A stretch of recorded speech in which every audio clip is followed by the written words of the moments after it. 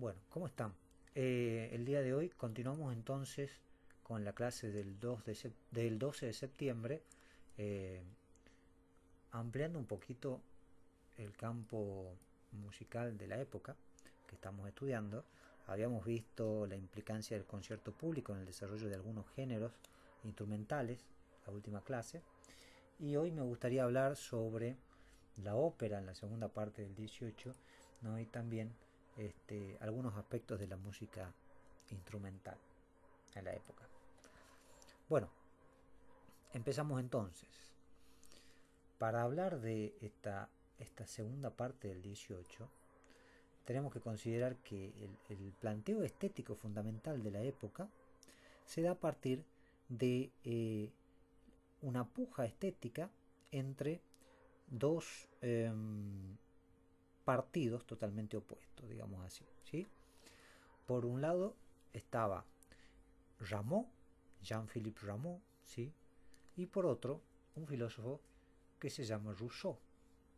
Bien, Rameau lo que hacía era defender eh, el espectáculo francés, ¿no?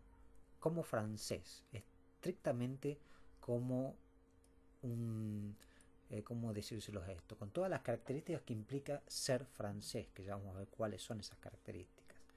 Mientras que Rousseau decía o era partidario de que la música francesa necesitaba, en algún sentido, italianizarse para poder ampliar sus horizontes musicales. A esta disputa, a esta querella, se le llama la guerra de los bufones y se da aproximadamente a mediados de 1700, digamos, entre 1752 y el 54, más específicamente, ¿sí? Eh, Bien, entonces, el gran público, ¿sí? El público operístico, en algún sentido estaba cansado, ¿no? De esta visión francesa que acostumbraba, ¿no? A tratar tragedias, óperas, ballet, etcétera, etcétera, y empiezan a preferir los géneros que eh, promulgan, en algún sentido, ¿no? Lo cómico. Entonces, básicamente la disputa se centraba entre quienes prevalecían, ¿no? Quienes intentaban prevalecer una música centrada en los ideales griegos y otros que, en, con el fin de reformar eso, ¿sí?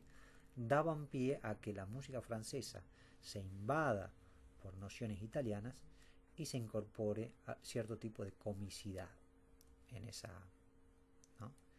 En ese género.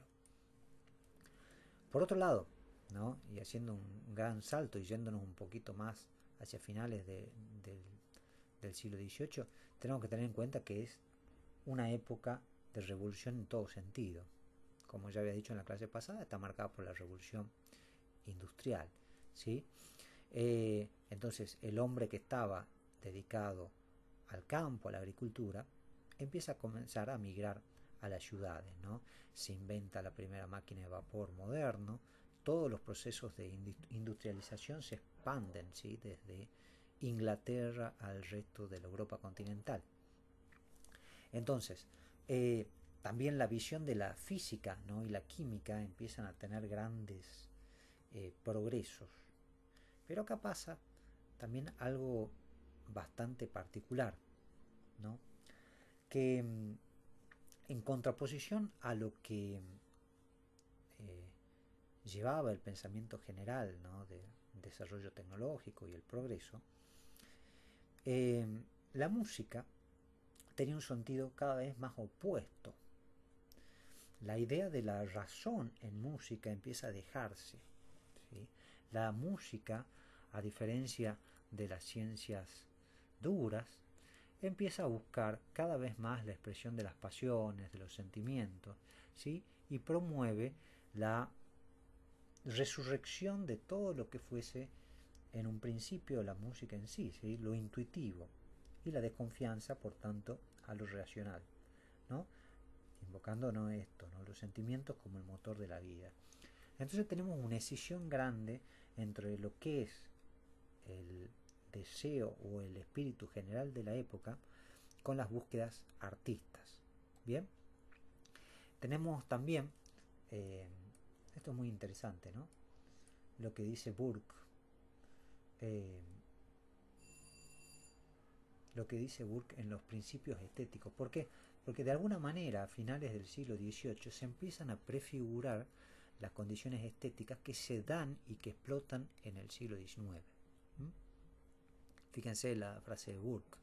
Los objetos sublimes son vastos en sus dimensiones, los bellos comparativamente pequeños. Lo bello ha de ser suave y refinado, lo sublime áspero y descuidado. Lo bello ha de esquivar la línea recta, si bien desviándose de ella insensiblemente. Lo sublime, en muchos casos, ama la línea recta, pero cuando se desvía a menudo experimenta una fuerte digresión.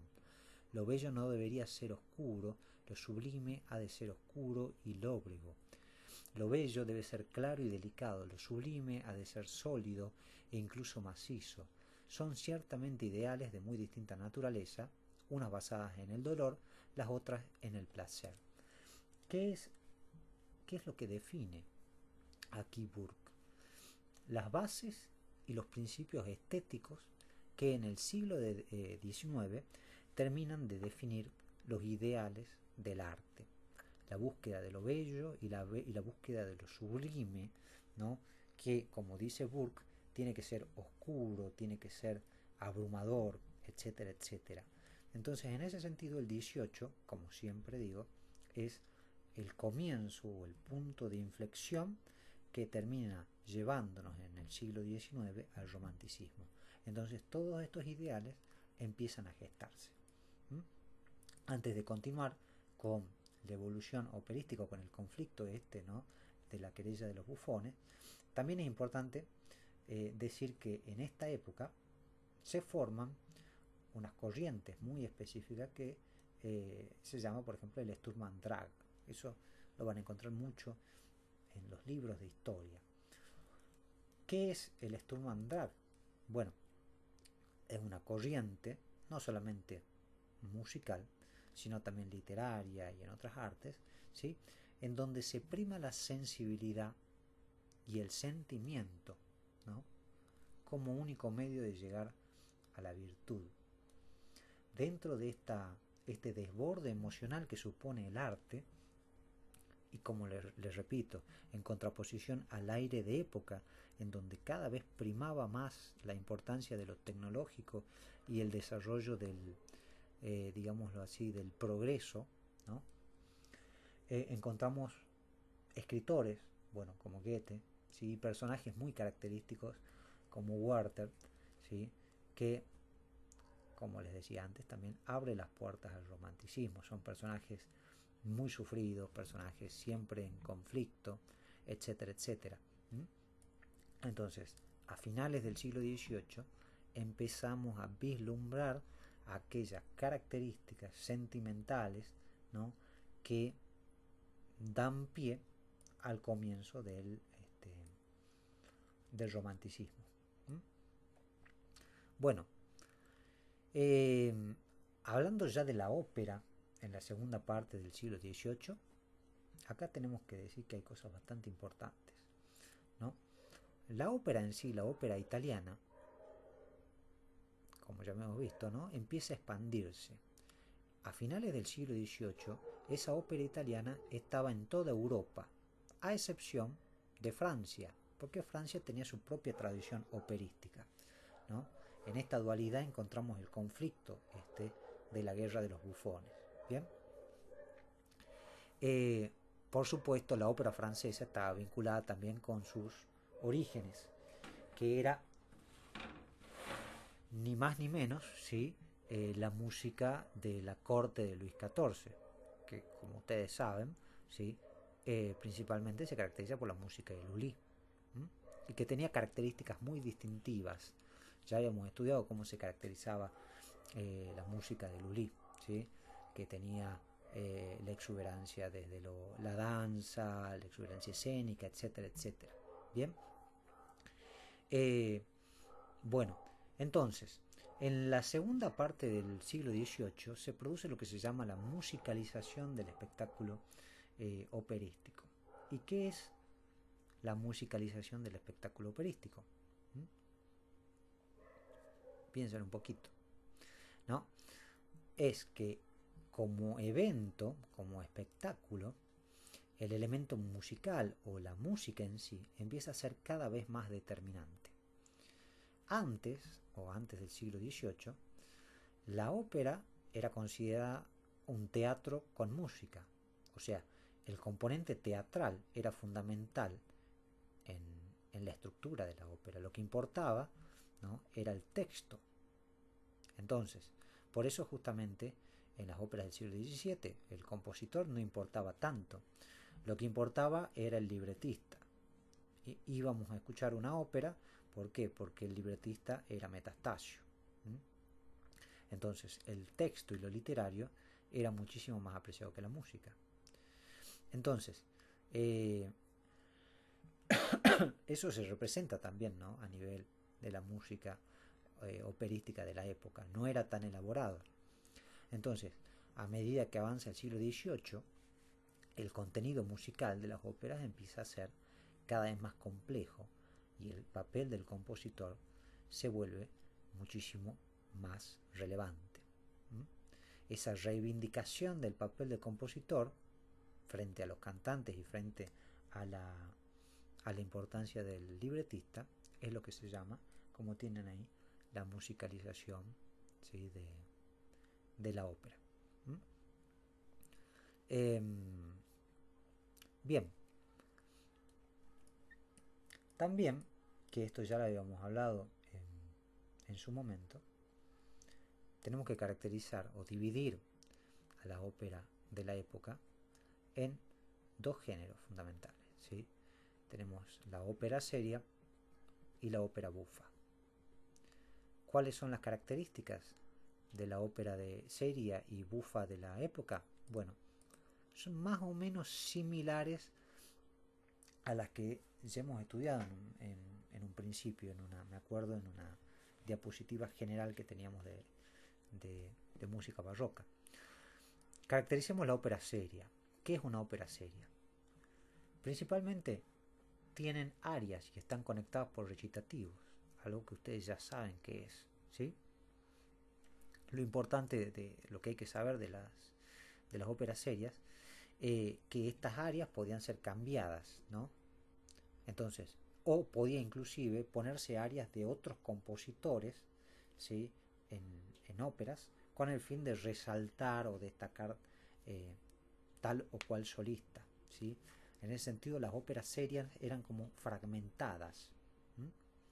Sin embargo, en esta época, y como dice ahí la diapositiva, ¿sí?, alrededor de 1770, algunos elementos estructurales, como ser, por ejemplo, el aria da capo, van desapareciendo gradualmente de estas prácticas. Sin embargo, sigue manteniendo un trasfondo metastasiano. ¿Qué quiere decir esto? Que los libretistas como Metastasio, ¿sí?, que tratan temas relacionados a la mitología, ¿no?, y que tratan siempre de dejar una enseñanza moral al público, es lo que predominaba. Entonces, autores de la época, bueno, los que componían música seria, tenemos Christian Bach, ¿sí?, o Puccini.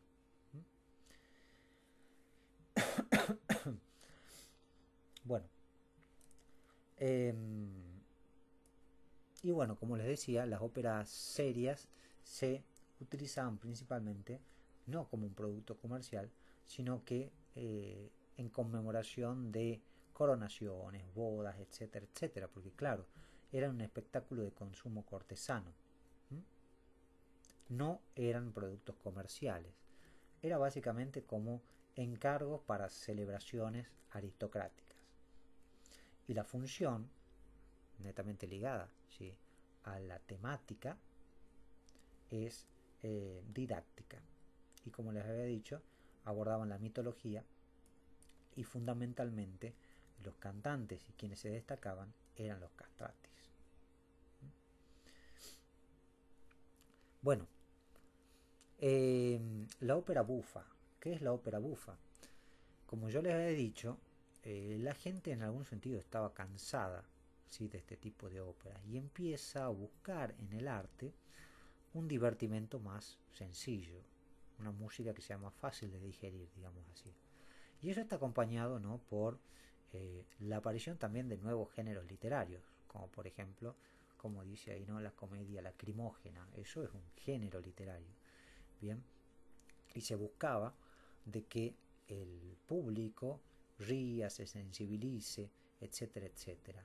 Es básicamente una, eh, una línea, ¿sí?, que busca reducir el nivel intelectual y la seriedad de esas producciones. ¿Mm?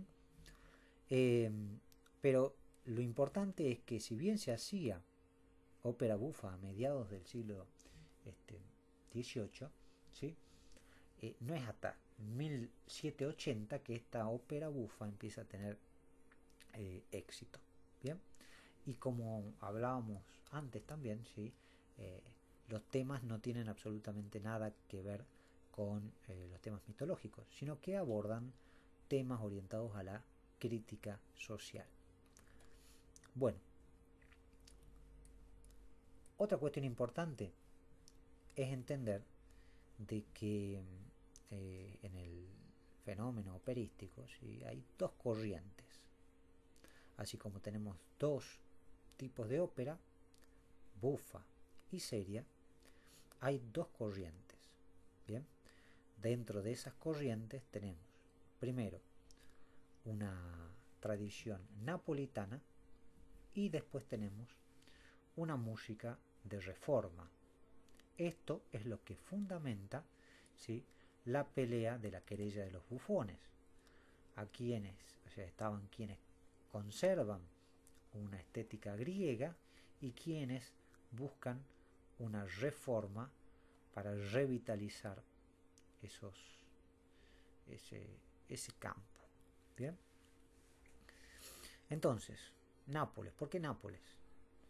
Bueno, porque Nápoles, a finales de 1800, bien, era una ciudad que era la ciudad de la música, ¿no? Era la ciudad en Italia que representaba el arte de la música. Entonces, en esa tradición napolitana se incluía fundamentalmente la música de estilo galante, ¿no?, y los libretos metastasianos. Entonces, ¿qué incluye esa música napolitana? Bueno, incluye óperas serias de base napolitana, óperas serias, perdón, de bases metastasianas, que quiere decir con libretos metastasianos, ¿no? Y también tenemos óperas bufas con giros sentimentales, ¿no? Eh, ¿Por qué es la importancia de esto de destacar que hay giros sentimentales? ¿Por qué? Porque en un principio la ópera bufa, ¿no?, aunque sea un poquito complejo, esto se los comento, eh, la ópera bufa nace solamente como una parodia de los vicios de la época, ¿no? Entonces, cuando había una ópera bufa a principios, supongamos, de 1700, ¿no?, esas óperas hablaban de la avaricia, de tal personaje holgazán, etcétera, etcétera, pero no incorporaba sentimientos o giros sentimentales, no incorporaba lo amoroso. Bueno, la ópera bufa de finales, ¿no?, del siglo XVIII incorpora esos elementos sentimentales. Es como los giros sentimentales, ya sea en la literatura y en lo bufo, eran como una especie de best-seller, ¿no?, de la época. En fin, y justamente la lágrima fácil, inclusive, ¿no?, esos romanticismos casi cursis, era lo que representaba los guiones de este tipo de música. Entonces, musicalmente y estéticamente, este tipo de óperas se componían dentro de el estilo galante. ¿Mm? Después les voy a dejar algunos ejemplos para, para que escuchen y vean cómo eran las sonoridades de este tipo de óperas. Bueno, y por otro lado, tenemos la ópera napolitana. Eh, Perdón, por otro lado estaba, se me ha cortado el video ahí, por otro lado estaba la reforma operística, estábamos hablando de la ópera napolitana. Y dentro de la ópera napolitana tenemos compositores como por ejemplo Puccini.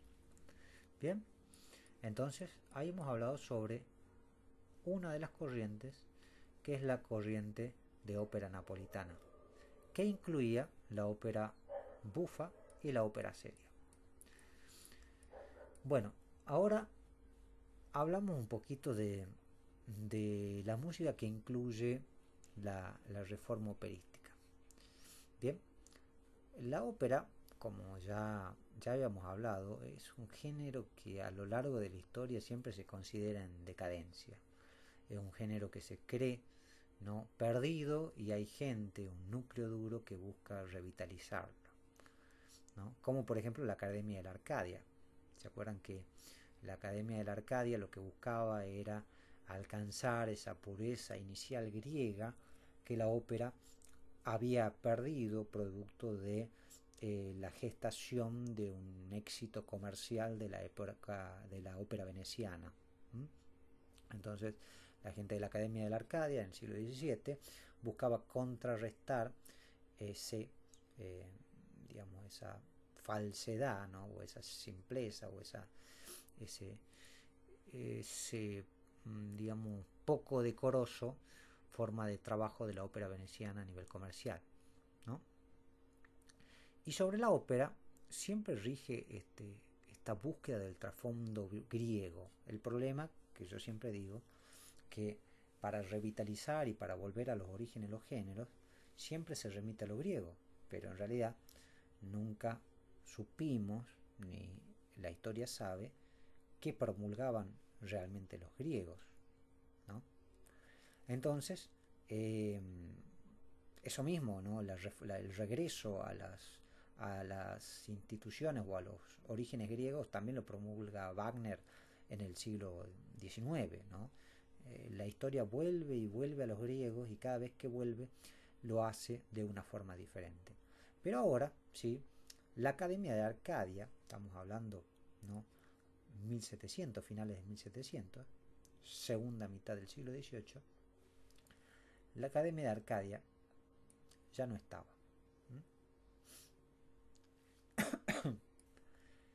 La Academia de Arcadia ya no estaba, sin embargo, no, la reforma operística implica diferentes prácticas sobre el fundamento, ¿no?, de la ópera de momento.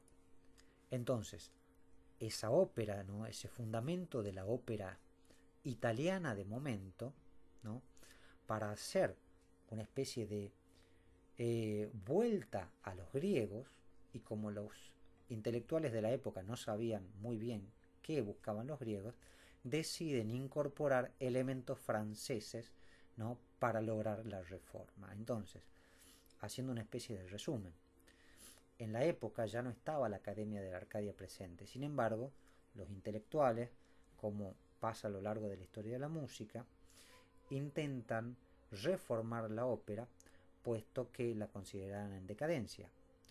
Como no sabemos, o no se sabía en la época tampoco, cómo era el trabajo operístico de los griegos, lo que hacen los intelectuales de la época es directamente remitir a lo francés para modificar o reformar la actividad operística italiana. ¿Y en qué consistían entonces esas incorporaciones de lo francés a esta música italiana? Bueno, estamos hablando ahí de características muy de Lully, ¿sí? Por ejemplo, el lujo escénico, ¿no? La ópera italiana se pensaba siempre en función de los cantantes y listo. Era virtuosismo de los cantantes y punto. En cambio, la ópera francesa, que tenía un origen más cortesana, ¿sí?, tenía muchísimos elementos lujosos, ya sea en la decoración, etcétera, etcétera, y en el uso sobre todo de los coros, que los franceses empiezan a imitar para alcanzar esta reforma. Algo importantísimo que también tenía la música, la ópera francesa, heredado de la época de Lully, era la danza, que eso lógicamente no estaba en la ópera italiana. Otra característica importante es la ampliación de la orquesta, ¿sí? Los franceses, acostumbrados a otro lujo y a otro nivel, digamos así, de desborde o saturación del campo escénico, tenían orquestas muchísimo más amplias, mientras que los italianos, acostumbrados a las, eh, a las cameratas, ¿sí? O a los emprendimientos de la ópera a nivel comercial, trabajaban orquestas más chiquitas. Entonces, la incorporación, ¿sí? De orquestas más grandes es fundamental en la reforma italiana. Bien. Otra característica fundamental es la búsqueda de la verosimilitud dramática. ¿Qué quiere decir esto? Que trataban de hacerla más sensible, ¿no? Que exprese más los sentimientos. Entonces, decían los italianos que para aumentar, hacerla más dramática, ¿sí? Y hacer esa especie de ponerle énfasis en lo sentimental, lo ideal era sacar las áreas da capo, ¿no? Sacan entonces las áreas da capo. Entonces, las áreas empiezan a perder esa estructuración da capo, o sea, de vuelta al comienzo. Entonces se vuelven como más irregulares, más libres, ¿no? Y esa hipersegmentación de la ópera metastasiana, ¿sí? Empieza a perderse. Por tanto, la estructura operística empieza a ser más amplia, dando lugar, ¿sí? Ahí al desarrollo de la acción, ¿sí? A los, digámosle así, los eventos dentro de la ópera. Es difícil entender esto por ahí sin ver una ópera completa, pero analizarlo así de manera abstracta, ¿no? Yo creo que es bastante práctico para dar cuenta de cuáles son los cambios estéticos, ¿no? Entonces retomemos un poquito.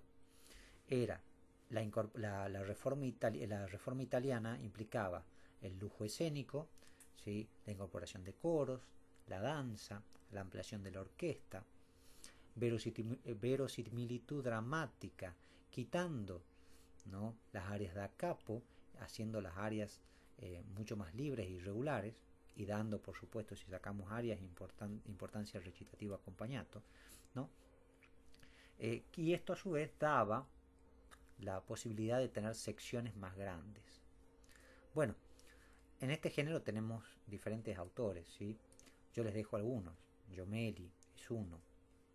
Traetta es otro compositor. Les dejo algunas obras, ¿sí? para que escuchen. Pero bueno, el compositor de todos estos compositores involucrados en la reforma italiana, el más importante es Gluck. Bueno, ¿y cómo se caracteriza la música de Gluck? No es que Gluck cae como un paracaidista a hacer música de la reforma, sino que Gluck en un principio trabajaba el lenguaje napolitano, ¿no? Cuando hablamos del lenguaje napolitano, estamos hablando de una música que tiene una impronta netamente francesa, ¿no? En el sentido de que tiene esta característica que veíamos acá, ¿sí? De bases metastasianas.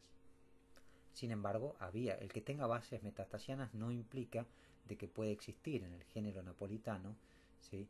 Óperas bufas. Bien. Entonces, como les decía, Gluck trabaja el estilo napolitano con normalidad al principio, ¿no?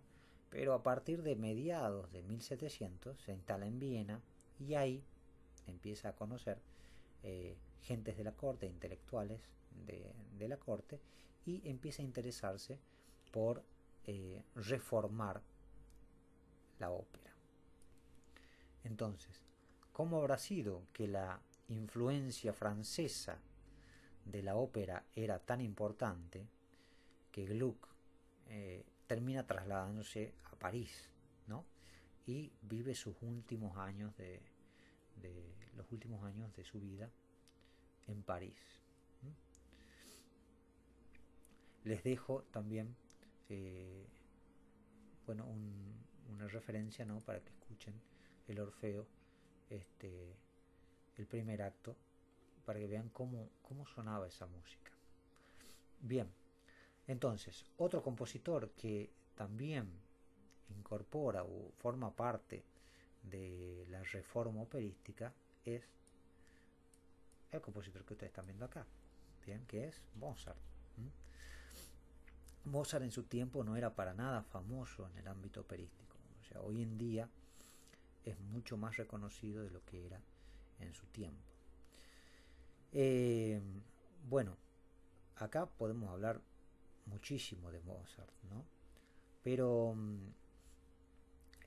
yo creo que, bueno, hablamos un poquito de cuestiones biográficas para después pasar de lleno a la importancia de Mozart a nivel operístico, porque Mozart a nivel operístico es el punto de inflexión, ¿no? Que nos permite a nosotros entender el por qué las óperas antes de Mozart eran tan inentendibles, ¿no? Bueno, comencemos hablando un poquito de los orígenes de Mozart. Mozart en un principio, ¿no? nace en Austria, ¿sí? Y lo más importante es que en la producción operística de Mozart, no vamos a hablar ahora de lo instrumental, ¿no? Pero lo operístico puede dividirse en dos partes. Una primera parte de formación, ¿no? Que la practica cuando era un niño prodigio y andaba por toda Europa dando giras con su padre. Entonces cuando volvía de esas giras, ¿no? Desde chico, trabajaba con libretos y hacía música operística. Entonces, esas primeras óperas no tienen mucha repercusión, se estrenan de manera local, porque acuérdense de que Mozart nace en Salzburgo, Austria, ¿no? Y en 1767, como están viendo en la diapositiva, compone una de sus primeras óperas en esta etapa de formación. Y se hacen las cuentas, ¿no? Mozart compone esta ópera solamente con 11 años. Pero bueno, no vamos a hablar de cuestiones biográficas de Mozart porque podemos hablar miles y millones de cosas. Lo importante es de que después de 1680, ¿no? Mozart se pelea con el arzobispo de Salzburgo, que era su patrón, ¿no? Rompe su contrato porque, como todo músico de la época, trabajaba bajo el sistema de patronazgo, ¿no? Y se va a Viena a trabajar de manera independiente, donde tiene un éxito variable, ¿no? Todas esas óperas compuestas en Viena corresponden a su etapa de madurez. ¿Cuáles son bufas y cuáles son serias? Bueno, por ejemplo, esta del 82, ¿sí? Es una ópera seria, ¿no? La Clemencia de Tito también es una ópera seria. Esta y esta, Casi fan tutte, Don Giovanni, ¿no? Y La Noche del Fígaro son, por ejemplo, óperas bufas. Los compositores generalmente en esta época componían óperas bufas y óperas serias en igual medida. Bien, pero ¿cuál es la importancia de Mozart como composición de ópera? A ver, primero que nada, Mozart es un compositor de ópera, pero también se dedicaba al campo instrumental. A diferencia de los otros compositores que nos hablábamos antes, ¿no? Gluck, Traetta, Jamali, qué sé yo, Puccini, todos estos compositores se dedicaban exclusivamente al género operístico. Mozart no. Ahí ya empieza una característica distintiva. Bien, pero lo que verdaderamente distingue la música de Mozart es que en la construcción operística, ¿sí? Desarrolla la complejidad psicológica de los personajes de una manera que no se había hecho hasta el momento. Entonces, ¿qué quiere decir esto? Consigue a través de la técnica del desarrollo y el trabajo motívico, ¿no? Darle una impronta a los personajes y darle una impronta también a la obra en general, más allá del texto, ¿no? Que tenga una complejidad psicológica que se parezca en algún sentido al consumo que nosotros tenemos hoy en el ámbito audiovisual. Cuando hablamos de complejidad psicológica, hablamos de elementos o un elemento que caracteriza el consumo audiovisual y dramático en nuestro tiempo, ¿no? Por ejemplo, Breaking Bad, ¿no? Estamos hablando de la complejidad de una persona que empieza de una manera y a partir de una situación, ¿no? su comportamiento empieza a modificarse. A eso, cuando hablo de complejidad psicológica, me refiero a eso. Entonces, a partir de la música de Mozart, ¿no? y de tomar los guiones metastasianos y otros guiones de otros libretistas,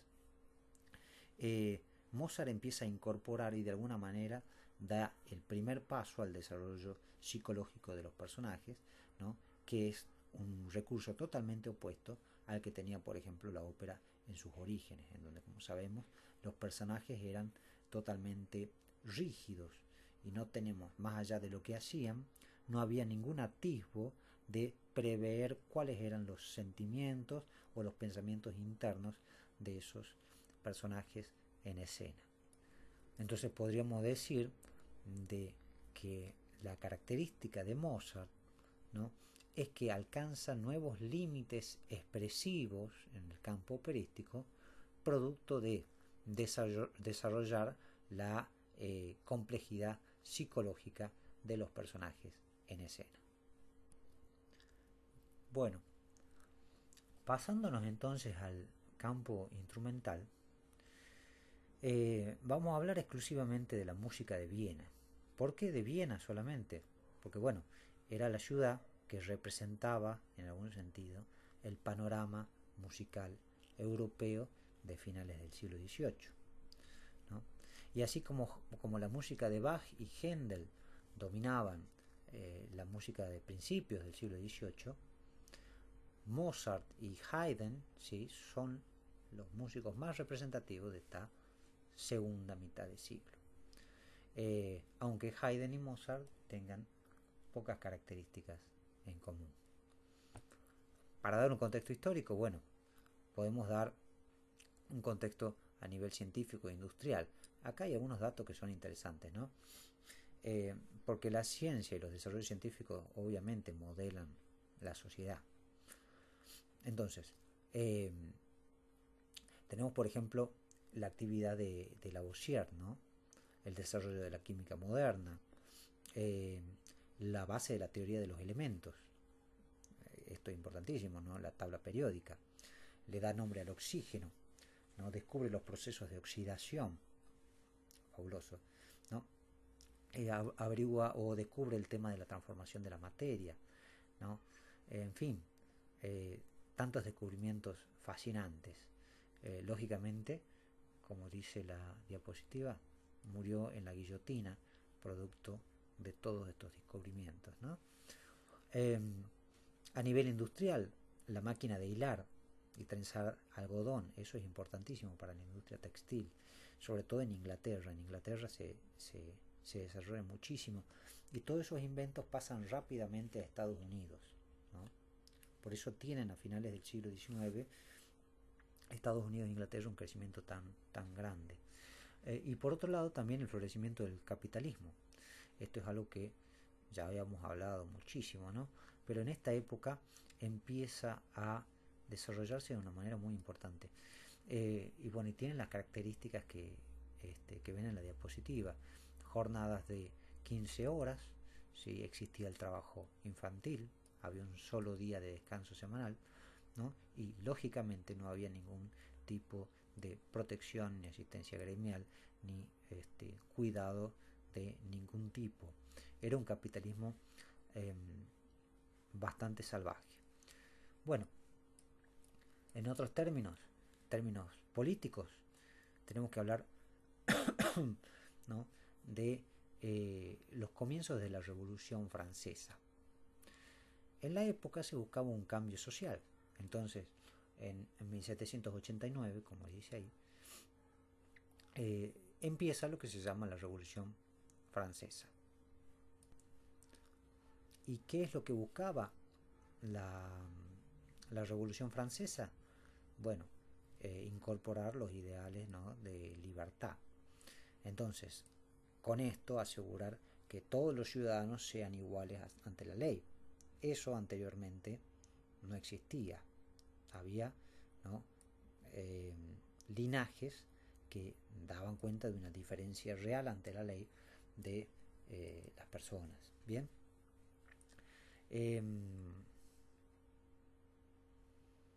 Después, acabar con los privilegios feudales. Bien, entonces esos privilegios están relacionados también con lo que están viendo ahí arriba, ¿no? Evitar, en realidad está mal redactado ahí. La nobleza, los príncipes y la iglesia estaban exentos de impuestos, ¿no?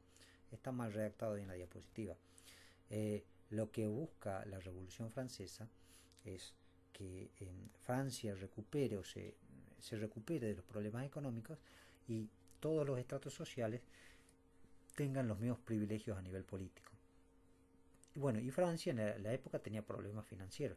Tenía lo que básicamente nos pasaba a nosotros hasta hace unos años, ¿sí? Una gran devaluación, producto de qué, ¿no?, del apoyo de la guerra de independencia de América, ¿no? Esa deuda nacional había crecido muchísimo y había generado una devaluación en Francia. Bien, a continuación tienen entonces algunos hechos políticos que dan cuenta de los cambios, ¿no?, y de lo dramático de esta Revolución Francesa, ¿no? Acá tienen algunas características que quizás se las pueda preguntar también en el parcial, así que estudianlas. Lo importante de esto es que, aunque no lo diga ahí la diapositiva, Napoleón es derrotado en 1814. Bien, y eso, entre medio de estos eventos, es que empieza a desarrollarse el principio estético o los cambios estéticos que dan pie al surgimiento del romanticismo. Entonces, ¿qué implica el surgimiento del romanticismo? Continuamos con la grabación. Les decía entonces que se empiezan a fundar las bases del romanticismo. Bien, ¿cuáles son las bases del romanticismo? Principalmente el cambio entre el pensamiento del arte como mímesis hacia un paso al entendimiento del arte como una necesidad expresiva interior del creador, ¿no? Y esto lo podemos ver en palabras, por ejemplo, de Herder, que decía que solo los sonidos y el fervor religioso, sin que importe lo teórico, bastaba para expresar la emoción. Esto, aunque no esté escrito en el siglo XIX, es la base, ¿sí?, de lo que posteriormente se conoce como el pensamiento romántico. Entonces, ¿cómo se caracteriza? Por la transición de la mímesis, o sea, de esto ya lo habíamos estudiado, ¿sí?, de la creación a partir de la imagen y semejanza de lo natural, y con ello, ¿no?, el placer, mientras más se emule la naturaleza, mejor es el placer, hacia una visión del arte en donde lo que importa es la expresión más allá de la virtud técnica de la obra. Acá lo ven clarito. No es la misma nitidez en los músculos, ¿no?, que tiene este personaje respecto a la que tiene este otro cuadro, ¿no? Podemos ver cómo está todo más difuminado, ¿sí? Hay menos precisión, menos necesidad de comprometerse con lo real. Entonces, eso es lo que define, ¿no?, esta transición hacia el 19. Menos, ¿no?, lineamiento con lo real en función de aumentar las capacidades expresivas del arte. Bien. Y después bueno, después hay una fecha significativa, ¿no? Que produce un cambio trascendental en la forma de ver el arte y en la forma de ver el mundo. ¿Qué es lo que pasa en 1775 en Lisboa? Eh, en 1775 ocurre un gran terremoto, ¿no? Lisboa es una ciudad hermosa, pero es una ciudad totalmente reconstruida, ¿no? Porque en ese año ha sido totalmente arrasada, ¿no? Con pérdidas casi, con pérdidas totales, ¿no? Como ven ahí en el cuadro. Entonces, ¿qué genera esta crisis? ¿Por qué es importante el terremoto de Lisboa? Porque hasta el momento nosotros veníamos hablando de un aire de época en donde por fuera de la música lo que importaba era el progreso, ¿no? La razón, el dominio de lo humano por sobre lo natural. Pero a partir de 1755 y después de este terremoto, esa visión tan optimista para con la naturaleza se ve truncada, ¿no? Lo natural obviamente estaba regido por las leyes de la naturaleza y hasta el momento el humano era capaz de controlar y entender esas leyes a partir del dominio de la razón. Pero esto empieza a cuestionar esa teoría, porque la naturaleza empieza a demostrarle al hombre que es capaz de desbordarla. Entonces, el humano se da cuenta de que en realidad la naturaleza es mucho más compleja, imprevisible, y que la razón no puede dar cuenta de lo natural en toda su expresión. Y esto se manifiesta en el aire, en el arte de diferente forma, ¿no? Por ejemplo, en la novela Cándido de Voltaire, ¿no? Que lo que hace es narrar las peripecias, ¿no? De un personaje que se llama Cándido, ¿no? Y sus diferentes aventuras que lo frustran, ¿no? Y que de alguna manera satiriza la teoría, ¿no? De Leibniz, que está en la diapositiva, ¿no? Que dice que todo sucede para crear el mejor de los mundos posibles, ¿no? Lo que demuestra esta novela es cómo el personaje va sufriendo diferentes tragedias, entre esas tragedias del terremoto de Lisboa, ¿no? Y representa, ¿no? Esta imposibilidad del personaje de solucionar estos problemas y esta realidad humana. Y este terremoto, como les decía, es importante porque genera un cambio de visión en la forma de ver el mundo, que da cuenta de las nuevas bases del romanticismo y que termina de gestarse, ¿no? Que atraviesa todo el romanticismo y termina ya en el expresionismo del siglo XX. Ustedes van a decir, bueno, ¿qué tiene que ver esto? Pero sí, esta imposibilidad de dominio por lo natural, ¿no? Es la base en el romanticismo. ¿Desde qué punto de vista? Por ejemplo, desde lo figurativo de las representaciones de los bosques, ¿no? De la oscuridad de los bosques, estas cuestiones, estos lugares oscuros e inaccesibles para lo humano, son en algún sentido temáticas recurrentes no solamente en la literatura, sino también en la música romántica, ¿no?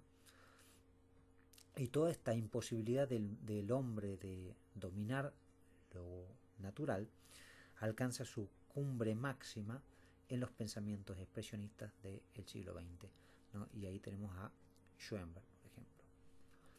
Pero bueno, acá lo importante es dar cuenta que el concepto de belleza cambia a partir de este suceso del terremoto de Lisboa, ¿no?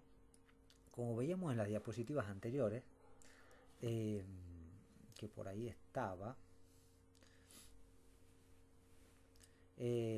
decía que lo bello y el placer se logra en función, ¿no?, de la capacidad que tiene el arte de representar la naturaleza, ¿no? Mientras más natural es, más bello. La diferencia está acá, en que a principios del 18, ¿no?, lo sublime y lo bello eran excluyentes. Algo que era sublime no podía ser bello.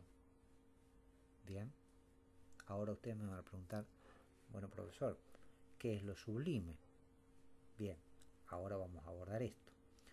En el momento en que lo bello, a partir del terremoto de Lisboa, lo bello empieza a ser necesariamente parte de lo sublime. Espero no haberlos mareado, pero vamos del principio entonces. O tomemos como punto de partida el siglo XIX para el siglo finales los teóricos de finales del XVIII para entrar en este tema. Entonces, fíjense lo que dice acá Burke. La definición de belleza clásica, ¿no? Lo bello es tranquilizador y hecho a la medida del humano. La naturaleza es el marco de... obviamente lo natural... No, estoy leyendo mal, perdón. La naturaleza es el marco de la naturaleza humana, qué mal que está redactada esta frase, ¿no? Y el humano en realidad ocupa el lugar central en las imágenes, ¿no? Lo bello es la simetría y la perfección, lo que están viendo en este cuadro. Lo bello es aquello que representa, ¿no?, lo real, y eso real está encarnado siempre desde el punto de vista figurativo por lo humano en el centro de la imagen. Acá no hay nada que sea sublime, nada que despierte, ¿no?, nuestro temor y desconfianza, a diferencia de, por ejemplo, el cuadro este, ¿no? Acá evidenciamos lo sublime. Lo sublime es aquello que es capaz de emocionarnos a partir de su grandeza, ¿no?, su imposibilidad, su extensión inabarcable. Fíjense, este pensamiento de Apolo, este cuadro de Apolo y las músicas, puede representar al ser humano en su total dominio de la naturaleza. El ser humano es la figura y domina lo natural. A partir del terremoto de Lisboa, ¿sí?, lo sublime es una representación de lo bello, en donde lo humano queda nimio en comparación de lo natural, que es capaz de desbordarlo. Bien, este cuadro representa lo sublime, como les decía, esa capacidad de desbordarnos a partir de los sentidos y desde lo natural. Eso, en esta época, empieza a convertirse en lo bello, en aquello que nos conmueve. Entonces, como les decía, la belleza, ¿no?, está en aquello sobrecogedor, ¿no?, en aquello que desborda lo humano, que desborda las capacidades humanas, ¿no? Es una experiencia totalmente diferente, lo bello, ¿no?, a partir de este momento respecto a la belleza clásica. Una última repetición. Entonces, en la belleza clásica, lo humano es el centro y lo bello excluye a lo sublime. La belleza clásica no considera bello lo sublime, mientras que en la belleza configurada en términos casi románticos, ¿no?, está netamente ligado a lo sublime, ¿no?, y aquello que desborda a lo humano, que se ve empequeñecido, ¿no?, en función de esta supremacía de lo natural. Por eso es importante el terremoto de Lisboa, que, como siempre, no influye solamente el arte a nivel pictórico, sino que también trae implicancias a nivel musical. Bueno, pero hablemos un poquito de Viena. Bien,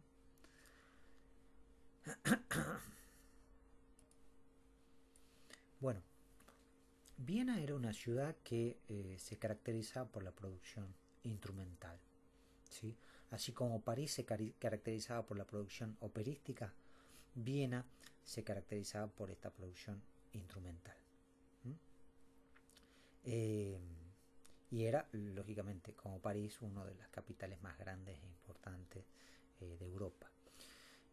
Había muchísima conexión, una ciudad que tenía muchísima conexión con Italia, con Francia, ¿no? Con el mundo eslavo y, por supuesto, con toda la cultura germánica.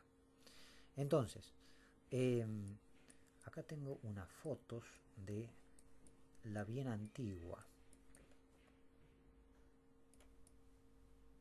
Estaba buscando las fotos del plano, no la tengo, pero en esta foto se ve un poquito, ¿sí?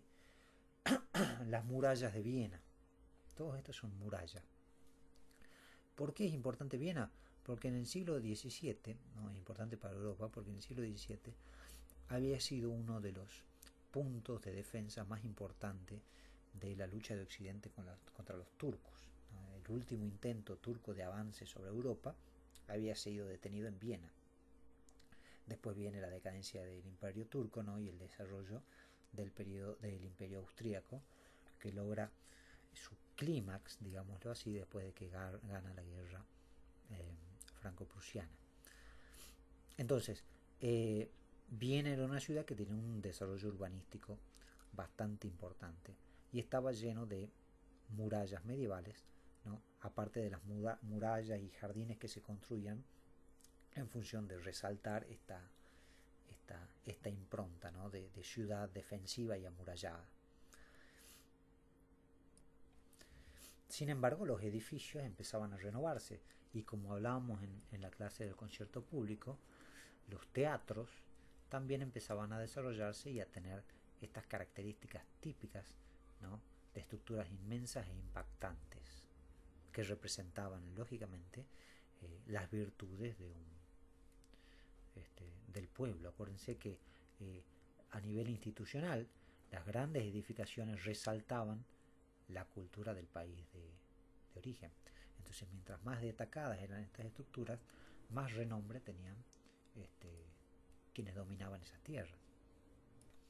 Bueno, y ahora, ¿cómo se caracteriza, ¿no? esta música de Viena? A diferencia de en otros países, como por ejemplo, o en otras ciudades como París y Londres, el concierto público no era tan importante. Entonces, ¿qué caracterizaba la situación de Viena y por qué no era tan importante el concierto público? Eh, Básicamente porque los empresarios no dominaban el mercado. Entonces, si no había empresarios dominando o controlando estos nuevos teatros, la situación de concierto en un ámbito público y con el fin de recaudar plata no era tan importante. ¿Mm? Entonces, ¿quiénes eran los que financiaban la música? Bueno, la aristocracia, ¿no? Entonces, todos los nombres de las cortes imperiales eran los que financiaban los conciertos. Por ejemplo, los conciertos de Haydn, ¿sí? Los conciertos de Beethoven, eran todos financiados por príncipes, ¿no? Ya sea húngaros o checos, de diferentes cortes. Entonces, no había un desarrollo empresarial y un mercado que le permitía al concierto público tener cierta independencia, ¿no? Y que empresarios digamos, empiecen a dominar esos espacios. Bueno, otra característica importante de la música de Viena es la exportación de su producción.